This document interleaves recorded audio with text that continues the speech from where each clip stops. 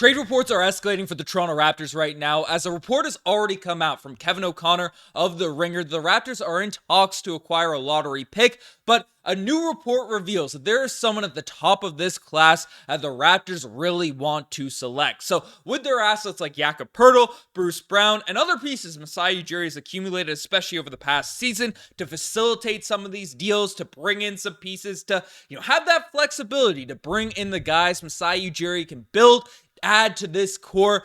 If the desire is strong enough, if the belief, the reports are strong enough, deep enough, the Raptors are fully in place to make one of these massive deals leading into the draft lottery, to select one of these guys at the top of the draft class, despite what everyone is saying about this NBA draft. So we're going to break down all of the latest reports regarding this team, what could packages look like for the Toronto Raptors in these deals, and whether or not it makes sense for the Toronto Raptors to go through with this on this season. So what's going on? Because I broke down in a recent video how the Toronto Raptors are already in talks to trade into the NBA draft lottery. The Portland Trailblazers, Toronto Raptors, and Cleveland Cavaliers are all attempting to trade up into the NBA draft. And this article from The Ringer, from what KOC said from his report, basically the Portland Trailblazers are trying to get a second top 10 pick, and the Toronto Raptors and Cleveland Cavaliers are both trying to trade up into the lottery. If you're not familiar, the Toronto Raptors have the 19th as well as 31st overall selections in the NBA draft. They lost their lottery pick this year to the San Antonio Spurs. So it looks like the Toronto Raptors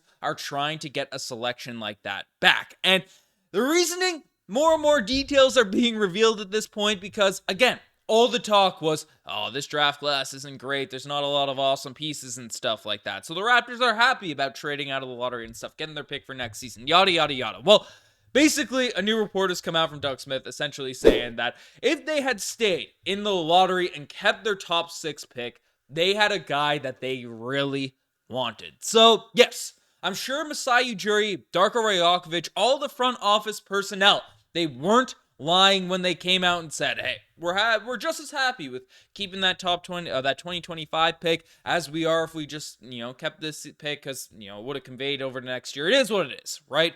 But that's not to say there aren't pieces, there aren't players in the NBA draft that the Toronto Raptors want to select with that lottery selection. Despite all the trash that's been thrown on this year's sort of NBA draft and what people have been saying about it, I mean, the Raptors had their guy in the draft. And yes, the Toronto Raptors are in a rebuilding space right now. And frankly, I've made videos about how I think guys like Jakob Poeltl, Bruce Brown are likely to get dealt this offseason, if not in the NBA draft, to facilitate some of these trade packages, because there are a lot of teams that are interested in sort of trading out of the lottery. Obviously, the top 2 are probably, not going anywhere, but the Rockets have had reports about wanting to make trades, and the Memphis Grizzlies are a team that also want to make deals in the NBA lottery. So the 3rd and 9th overall selections, and you can see a few guys on this list that are available. Again, the mock drafts go crazy in different places, but frankly, in terms of a player that makes sense, in terms of looking at the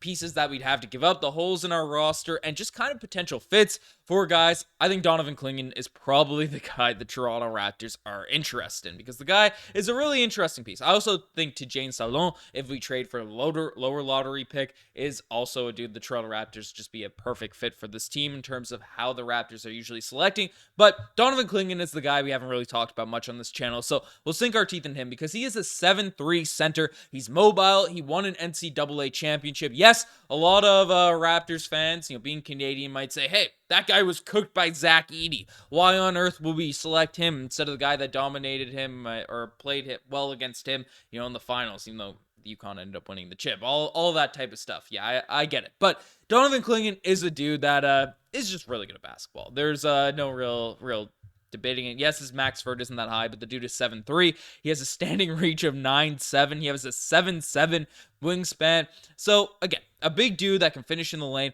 average 13 points per game, 7 rebounds, 1.5 assists, 2.5 blocks per night, and took a couple threes here and there. Isn't much of a shooter himself, but is a dude that kind of mobility, defensive. There's less questions on that end of the floor than there is Zach Edey, but still, I could see the trade-offs. I'm not going to debate the Zach Edey stat.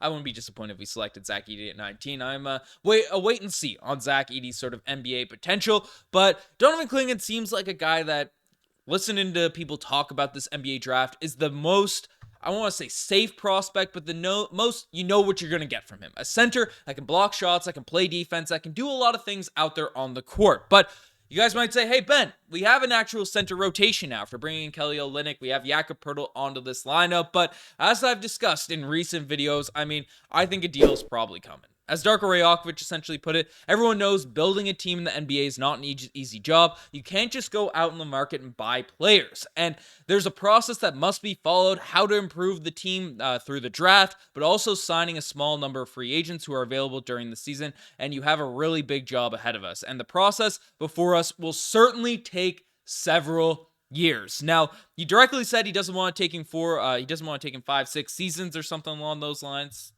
4 or 5, I think it's 5-6 years. So that was in this interview, this quote, but it definitely will take several years for the Toronto Raptors to rebuild. And essentially, Jakob Poeltl does not want to be a part of a rebuild. For a lot of people saying, yes, I love Jakob Poeltl. I think he's a good center in the NBA. The free throw shooting annoys a lot of Toronto Raptors fans. The lack of his ability to be out there on the court, reliably. Because offensively they can hack at Poeltl and then he'll miss half the free throws. But Poeltl's come out and said he does not want to be on a rebuilding team. He said, when the Toronto Raptors made all those trades midway through last season, whether or not he was disappointed about the direction of the Toronto Raptors or if he regretted re-signing with the Toronto Raptors. He said, not necessarily. The only important thing to me is that I want to be on a team that can play competitive basketball. As long as we're not actively trying to tank, I guess that's the thing for me. I want to play on a team that's trying to win every night. So for me, even though we had some changes and lost some really good players, I think we're still on course to where we're trying to build around this team right now. We're not hunting for a number 1 overall pick. You know what I mean. So as long as that's the case, I'm going to be happy here, and I'm hoping to contribute to this new Raptors team. This is a new project that we're starting. So, yes, the Toronto Raptors, they don't seem to, the injuries and stuff forced us to tank the end of last season. Makes a ton of sense. I get all that stuff on that front. But the fact that Darko Rajaković, the front office, all these people are saying it's going to take multiple seasons to sort of get back into competition, get back in that competitive phase. Everyone is gassing up that 2025, 2026 draft selection. And now we're hearing reports that the Raptors are trying to trade into the lottery. And they have a guy at the top of this class that they really want to select. And Jakob Poeltl is our most valuable trade asset right now in terms of guys that are likely to get dealt. Obviously, IQ, RJ Barrett, Scottie Barnes, and even a Gradey Dick might have more open market trade value. But contract-wise, all of these types of things, Jakob Poeltl is the piece that's most likely to get dealt and net us back, a first along with other assets.